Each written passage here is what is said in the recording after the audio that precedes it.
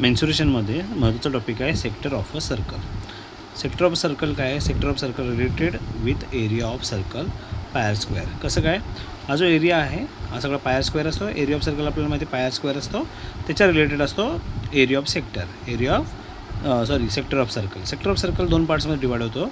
एक असतो minor sector आणि एक असतो मेजर सेक्टर. कसा तो डिवाइड होतो बघूया. With the help of radius आणि arc. With the help of radius आणि आर्कमुळे काय होतात त्याचे दोन, एक मायनर सेक्टर आणि एक मेजर सेक्टर होतो. तो कसा रीड करतात, कसा काय वाजता तो आपण पाहूया. मायनर सेक्टर काय पहिलं? Sector of a circle made or enclosed by two radii and corresponding minor arc are called minor sector. म्हणजे बघा इथे दोन रेडियस आहेत, ओ ए अँड ओ बी. दोन रेडियसने हा एक एरिया केकसारखा दिसून, हा पिझ्झाचा पार्टसारखा नाही केकसारखा कटिंगसारखा. त्याच्याबरोबर ही एक आर्क आहे ए एक्स बी दिसते आपल्याला, आर्क ए एक्स बी. याच्यामुळे हा जो पार्ट बनल्यामधला हा एरिया ऑफ सेक्टर आहे. त्याला रीड कसं करतात? O dash A X B is a minor sector. Minor म्हणजे हा छोटा आहे म्हणून हा मायनर सेक्टर. आणि याच्यामध्ये हा जो अँगल असतो हा अँगल आपल्याला माहिती आहे सेंट्रल अँगल. आपण आधीसुद्धा शिकलेला आहे सर्कलमध्ये की हा सेंट्रल अँगल असतो, हा equal to area of arc असतो.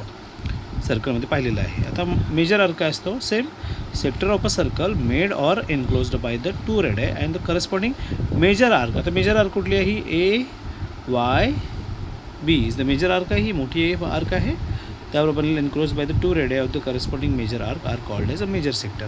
आता हा भाग दिसतो तुम्हाला, हा काय आहे? मेजर आर्कमध्ये कन्सिडर केला जातो.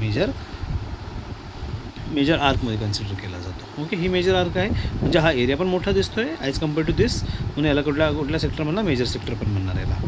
सो मेजर सेक्टर कसं वाचतात? O dash A Y B is a major sector. O dash A Y B हा सगळा दिसतो ना मोठा, तो मेजर सेक्टर आहे. सो त्याचा एरिया कसं कॅल्क्युलेट करतात बघू. सेम डायग्राम सेम फिगर घेतला, फक्त इथं आपण एक अँगल घेतला आहे थिटा, सेंट्रल अँगल म्हणून. सेंट्रल अँगलची हेल्प आपल्याला लागते एरिया ऑफ मायनर सेक्टर आणि एरिया ऑफ मेजर सेक्टर काढण्यासाठी. So area of minor sector काय असतो? थिटा आपण 360. का? तर पूर्ण सर्कल किती डिग्री सेल्सिअस असतो? 360 डिग्री असतो. 360 डिग्री.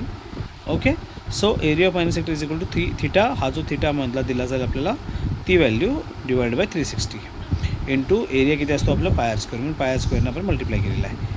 तो एरिया ऑफ मायनर एरिया काढायचा म्हणून एरिया यूज केलेला आहे, area of circle. Okay, so area of minor sector is theta by 360 into pi r square. Area of major sector काय असणार मग? पूर्ण एरियाचं circle that is pi r square minus area of minor sector. हा जो आपण एरिया ऑफ मायनर सेक्टर काढणार तो त्यातून मायनस केलं की आपल्याला एरिया ऑफ मेजर सेक्टर मिळणार. बरोबर आहे ना? एवढ्या केकमधून एवढा हा पीस कट केला की आपला रिमेनिंग केक दिसतो ना आपल्याला तसा. नेक्स्ट आहे आपल्याला यामध्ये टॉपिक आपला आहे length of an arc. Arc काय असतं आता? बरोबर, लेंथ आणि ऑर. आता आपण काय पाहिलं होतं? सेक्टर पाहिलं होतं. आर्क कशावरती असणार आहे? या सेंट्रलची ही जी बाउंड्री दिसते ही पूर्णपणे त्याला आपण काय म्हणतो? सर्कम्फरन्स म्हणतो. त्या सर्कम्फरन्सचा एक तुकडा जर आपण कट केला, त्या सर्कलचा जर हा तुकडा आपण कट केला आणि तो असं लांब केला की त्याला आपल्याला त्याची लेंथ मिळते, लांबी मिळते. मग तो कॅल्क्युलेट कसा करणार? आता हा तो कर्व आहे पूर्ण, हा गोल सर्क्युलेट मग तो आपल्याला मोठा कसा करायचा? तर त्याच्यासाठी पण फॉर्म्युला बनवला आहे. तो कसा बनतो? सेम रेडियस असते. त्या रेडियस आणि त्याच्यासमोर असणारी जी आर्क आहे ती मायनर आर्क. तर हा काय झालेला आहे? हा छोटा सेक्टर आहे त्याच्यामध्ये बनलेली ही मायनर आर्क आहे आणि हा मोठा सेक्टर आहे त्याच्यामध्ये ही बनलेली ही मेजर आर्क आहे. बरोबर आहे?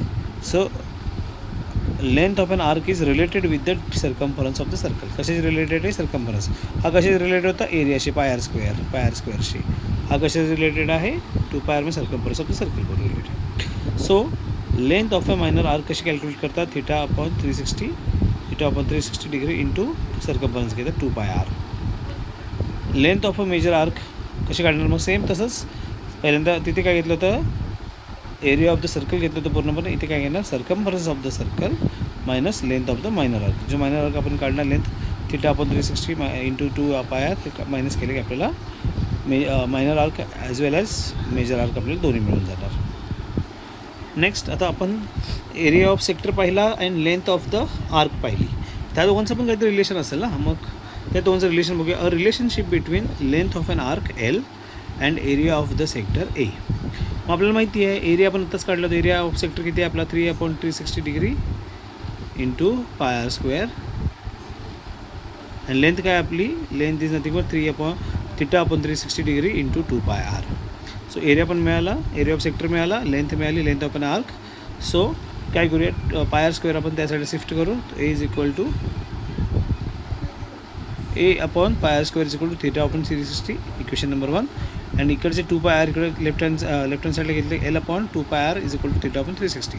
सो सी हिअर इक्वेशन 1 आणि 2 मध्ये राईट हँड साईड इक्वल दिसते आपल्याला, थिटा अपॉन 360, थिटा अपॉन 360. जर राईट हँड साईड इक्वल असेल तर डेफिनेटली लेफ्ट हँड साईड पण आपली काय असणार, from 1 and 2 left hand side पण इक्वल असणार. सो एरियामधून area upon pi r A upon pi r square is equal to length upon 2 pi r. Pi get cancel, इथे राहिले ए अपॉन हे आर स्क्वेअर आहे, आर इंटू आर लिहिले, into L upon 2 r राहिले, आरला r cut झाले. So A upon A हे r तिकडे शिफ्ट झाले, A is equal to L into r upon 2. हे आहे रिलेशनशिप कोणाचं, area of sector and length of आर्कचं रिलेशन आहे. क्लिअर. धन्यवाद.